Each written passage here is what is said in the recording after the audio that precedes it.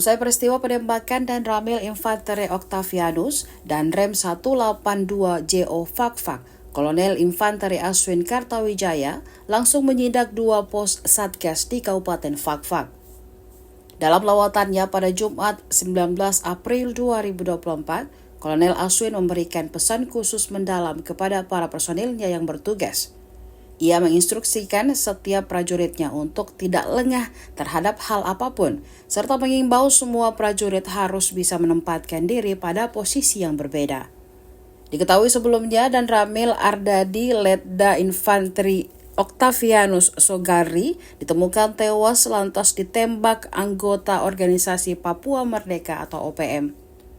Octavianus ditemukan anak buahnya dalam keadaan meninggal dunia dengan kondisi luka berat di beberapa bagian tubuhnya sekitar pukul 09 waktu Indonesia Tengah.